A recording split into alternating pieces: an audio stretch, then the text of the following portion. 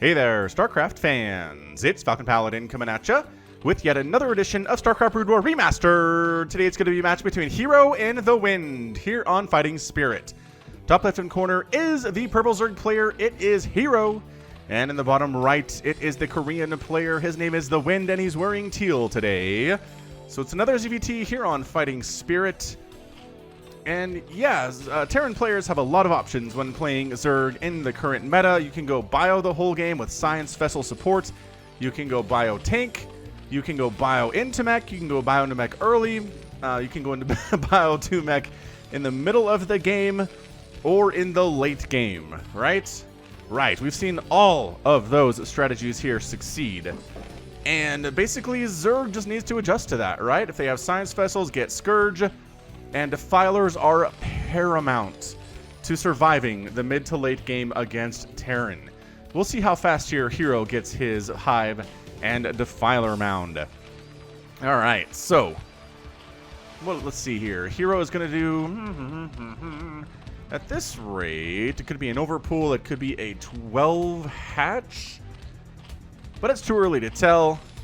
And it's too early to tell here from thewind as well, whether it's going to be barracks first or command center first. But I don't think I've ever seen a command center first in a professional Korean game against Zerg, right?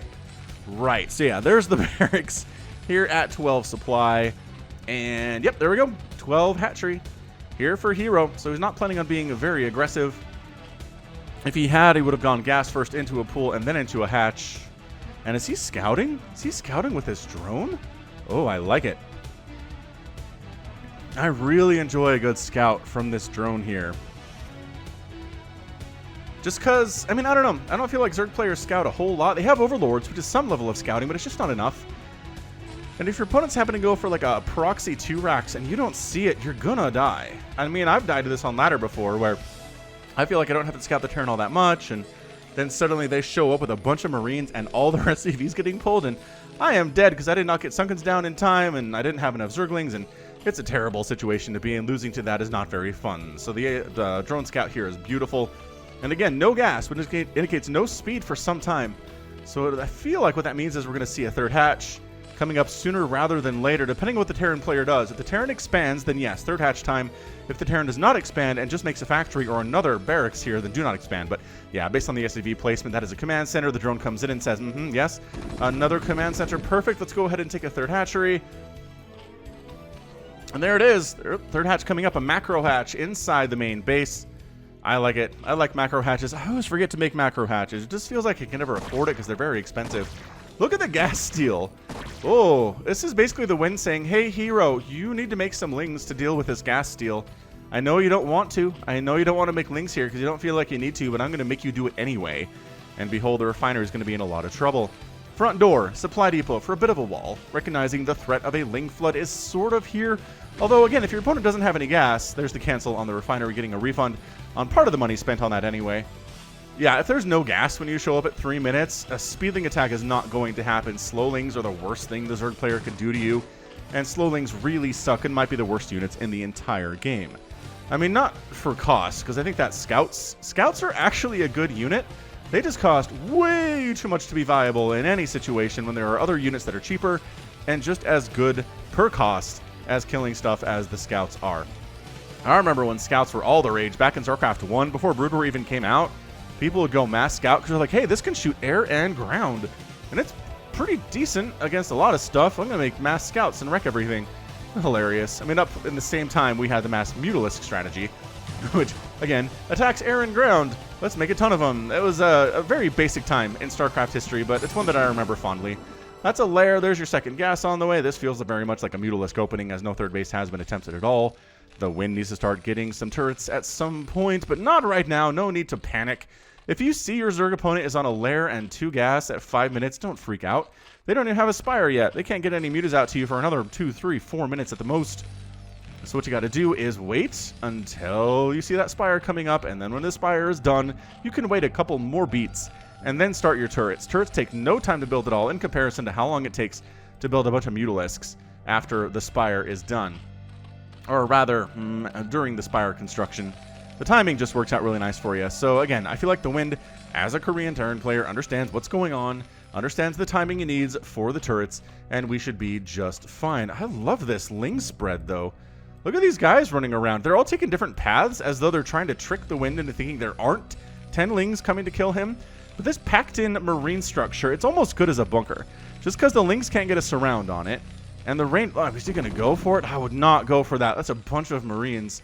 Stim's on the way, +1's on the way. Some medics are coming down the ramp now to support this, which makes it even harder. And I think herO might have wasted his resources on these Lings. I love that he sent them all different directions, because if you come straight across the map and there happens to be an SCV or a Marine catching you, then suddenly it's like, oh, a bunch of Lings are coming, let's be ready. But if you send them all different directions like that, then there's less of a chance that the Terran player recognizes what's happening. But he was prepared anyway. I mean, he's got Marines, he's got a medic, he's got another medic, he's got 3 more medics in production. He's working on +1, he's got Stim. The Lings hear the Stim sound, and they run for their little lives.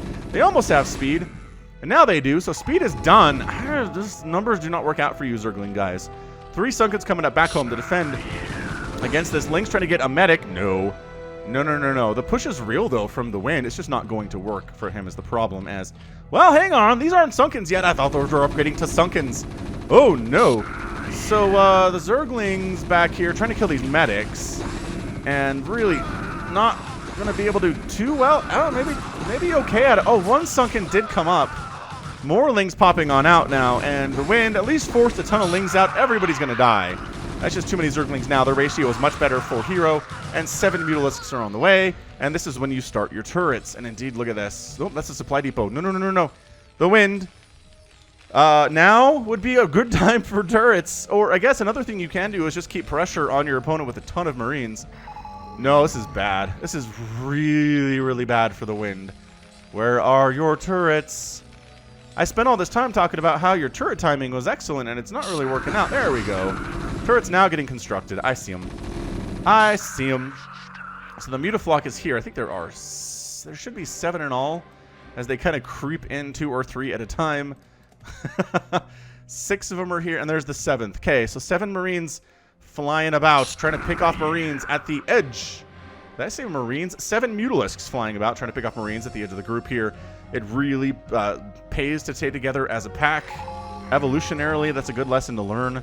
Only 1 turret in the main is underkill. Honestly, you need more of those. Still no 3rd base, honestly, from herO. I'm surprised by this. He's got a drone down here in the bottom left. He hasn't done anything with it yet. He's making additional Sunkens. He's worried about this Marine count. He just canceled 1. He canceled something there. Remember how I was like 1 turret really isn't enough? Yeah, 1 turret's not enough against this many Mutalisks. The wind is making some mistakes here. And this is just really bad for the Terran player. He has to run his Marines down to try to save the day. Once the Marines show up, the Mutas have to fly on out. I mean, they might be able to cancel an upgrade, which would be pretty awesome. Back home, herO's working on the lurker aspect. Maybe he smells blood.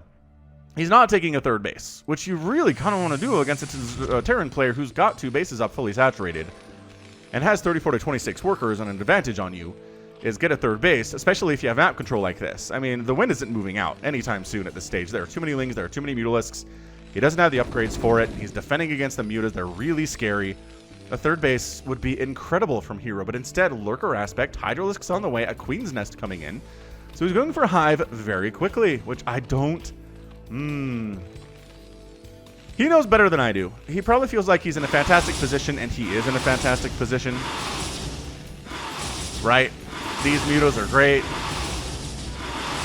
They've killed a bunch of stuff already. They're supply blocking the wind now. Big attack pushing out from the wind. Remember how I was like, he's too afraid to move out? Perhaps he is not. Oh, and +1 armor does get canceled as he takes down the engineering bay. Not a bad play there. 5 Sunkens at the front trying to deal with this. Is lurker aspect done? Did I just see... Oh, did he... Oh, he's making a lurker. Okay, 1 lurker coming up here. This is... if they had 1-1, it'd be so much better for the wind. But as it stands, no. Not really happening here. All right, that is so many Sunkens. I don't know about going in here. I really don't. Focusing down Sunkens as well as you can. The Mutas on the bottom side trying to handle this too. Picking off individual Marines. It's going to be a tight hold, but I'm pretty sure herO has this. He's not really focusing Sunkens. 1, 2 do go down, but the Mutalisks are causing more of the problems here. than anything else. And this attack does do the good thing of forcing herO home. So that's really nice. The main base is going for a hive. More Marines joining the party. So this feels like very much a Marine-heavy, bio-heavy play from the Wind, going back to the strategy choice we talked about earlier in the cast. Any sign of a third command center? Not really, no. Production tab says no. More turrets coming in, still no third base from herO. I'm not sure if he's made good enough trades to win this as a 2-basing Zerg versus a 2-basing Terran. This is honestly terrifying. Oh, check this out. A Defiler Mound and a Greater Spire. Holy smokes. We've had so much Guardian play today. Well, not today. Recently on the channel, we've had no Guardian play today. This is it.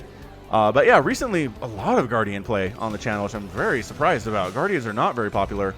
In fact, players that make Guardians tend to lose more often than not. So I'm not sure what herO's trying to do here. He does actually take a third base in the top right after posturing to take a base in the bottom left for so long. But I guess the Marine's down here now shutting that down, so that's totally fine.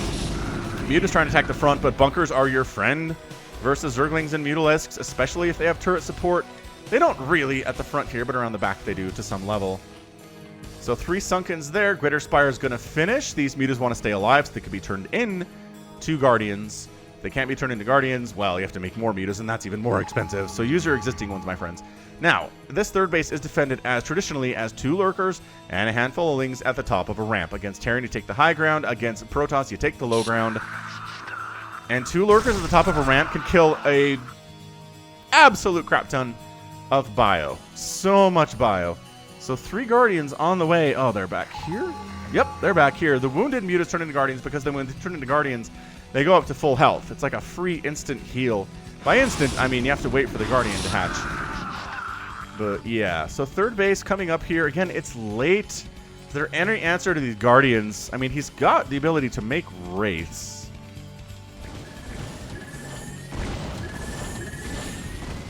I don't know where a starport is. Regardless, here come the Guardians. Guardians taking down missile turrets, taking shots from missile turrets because Guardians like to drift, which is incredibly annoying. But yeah, SCV is going down, and look at this. The Wind's like, forget it. We're not doing anything about this. I'm making another starport. Where is his... What are you... He's making... Okay, so he wants to finish the Science Vessel and then make a Wraith. His natural base is in shambles. I don't think you can get up this ramp. He's going... Alright, so tanks help immensely with this. It can hold off any number of bio, but not if tanks are involved because that's not technically bio. So the natural base for the Wind is a ghost town.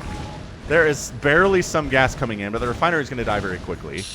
Tanks firing up the high ground. Lurker down. Oh, the Dark Swarm at the very last second saves the Lurker alive with 10 HP. This Defiler hanging out inside the Dark Swarm too.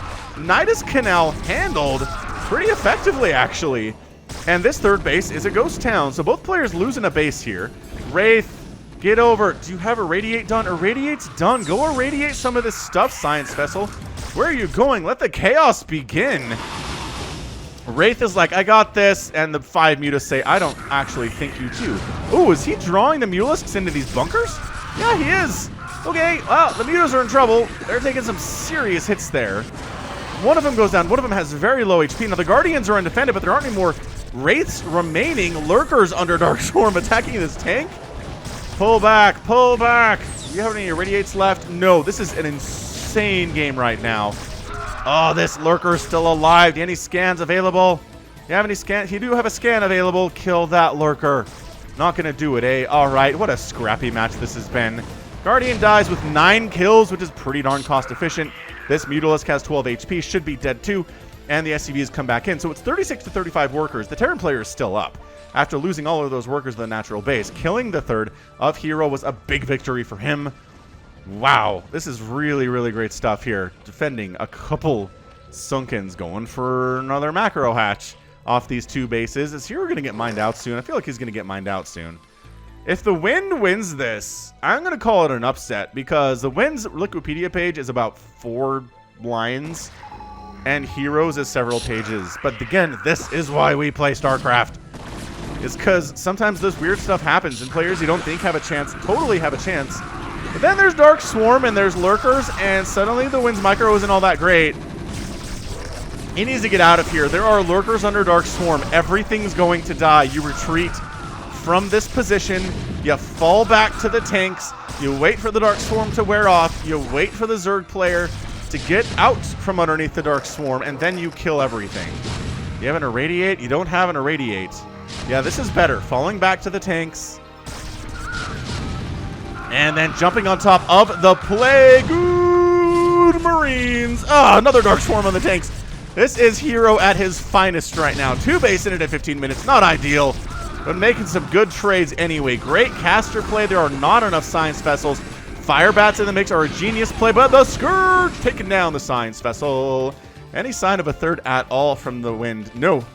No sign of a third at all from the Wind. No sign of a third from herO. I can't quite tell how close we are to getting mined out. I guess about 500 minerals on each of those. Maybe the same story down a few more perhaps for herO at his natural. 89 to 63 supply. The Wind is up, you guys, in army total supply here, but Defilers are the great equalizer, and herO has a few of those, as well as some Scourge to handle this one Science Vessel. This is not Flash level. This is not 6 Science Vessels at this stage of the game. It's 1. He does have a Radiate, which is nice. He irradiates the Defiler, and the Defiler's forced to cast something. He does Plague the Fire Bats and the Science Vessel.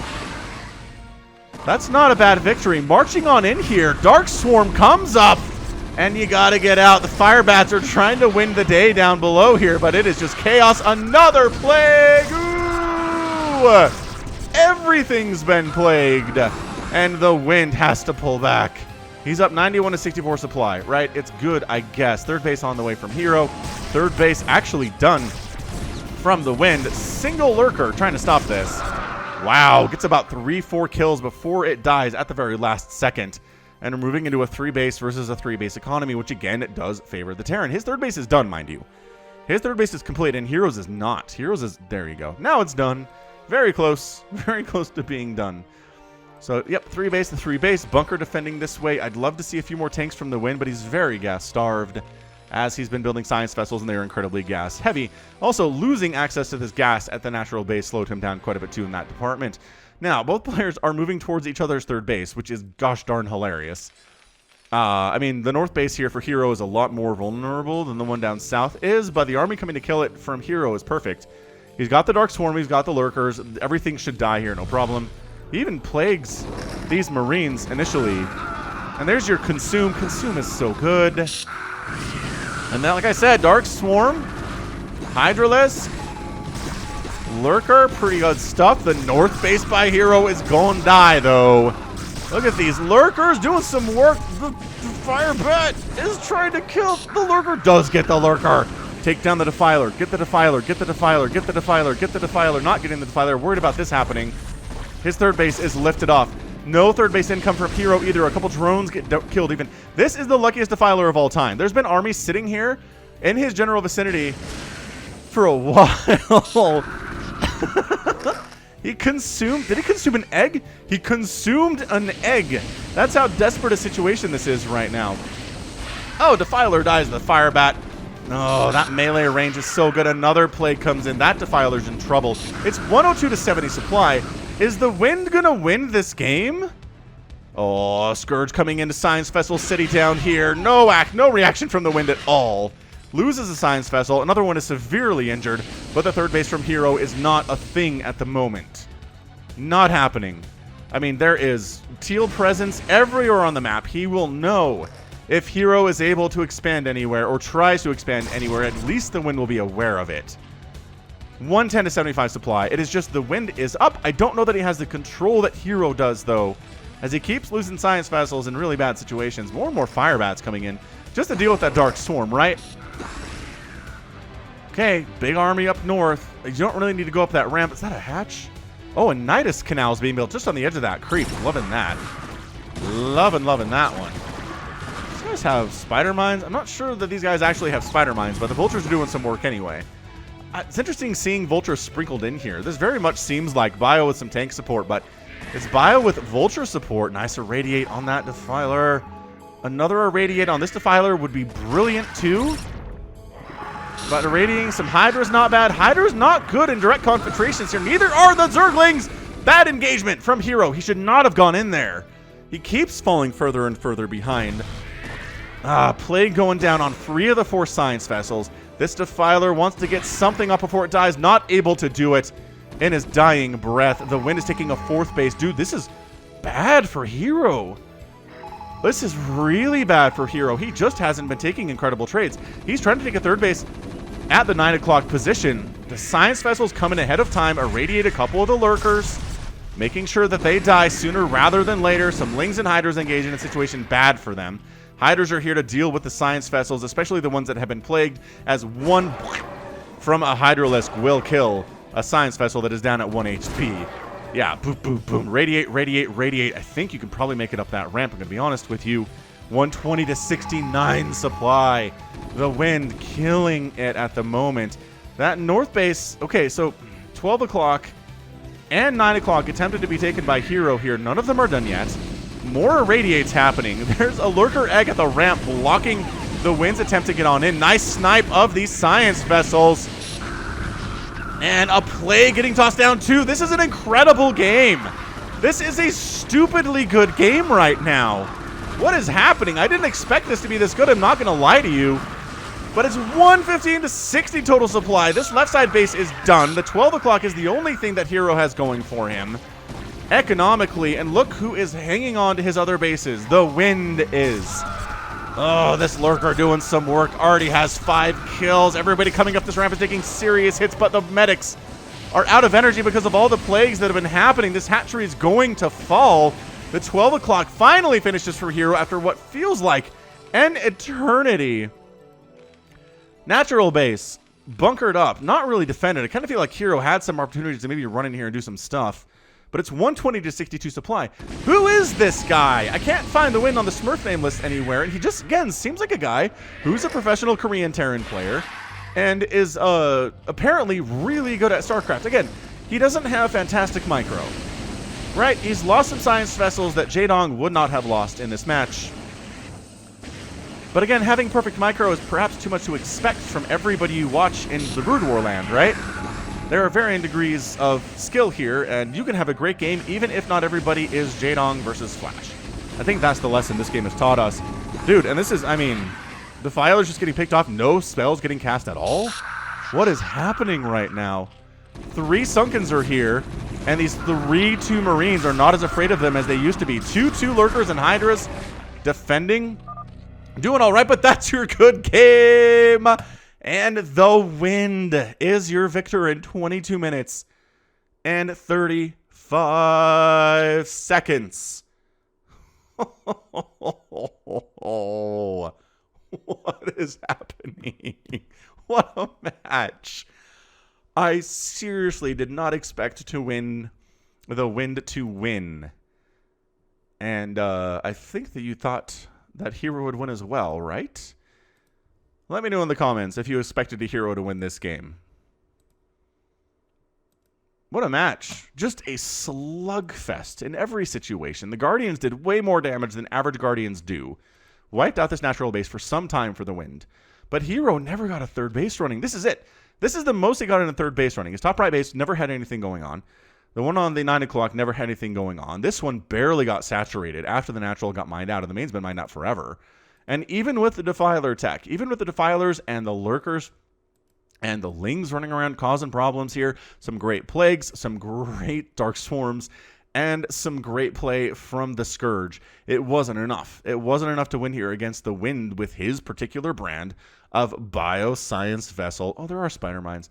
Bioscience Vessel Vulture. That was the play. He had a couple tanks, allowed him to crack the top right, and then he said it's going to be Vultures and Spider Mines it is. Why don't you try to take me down? A lot of Hydra play, which I was surprised by. Here from herO. Hydras don't trade very well versus Bio as the game goes on, just because upgrades scale better for Bio. But, I mean, this southern base died for the Wind. He got rid of the Zerg infestation and then retook it and was good to go. This never got touched. I'm not sure if herO was aware of the 3 o'clock base, to be honest with you. What a match. I can't even... This guy, again, this guy has no resume at all. So 120 to 108 total points in the thousands there in favor of our Terran player. Produced a similar number of units, ended up killing 244 to 204 of the Zerg player, which is fairly standard. But then, what are we looking at? What? It's just trades. It's just trades is what it is here. the wind doesn't mine as much gas. He mines a few more minerals and spends a little bit less than herO does, but is it just the 40 extra units killed compared to what herO killed today? It's just cost efficiency with Marines, with the irradiates that were fantastic. Again, it wasn't flash level crazy irradiates. It is just the wind irradiates, which is good enough. I don't even know what to say. What a game. What a game is what I have to say. I feel like I'm getting redundant here, but we have had some stupidly incredible games in 2020 thus far on the channel, and I could not be happier about it. So much fun. And sometimes it's an upset, and sometimes it's an incredible game that maybe turns out how you expected, but it's still fun to watch anyway. So, I don't know what else to say, so I think that's going to be it from me. So this has been Falcon Paladin, coming at you with yet another edition of StarCraft Brood War Remastered. Go ahead, hit that like button, hit that subscribe if you like what you saw and what you heard today. You can also catch me on Twitter, Facebook, Patreon, and Twitch, all at /Falcon Paladin. And until next time, as always, thank you so much for watching, and you take care of yourself.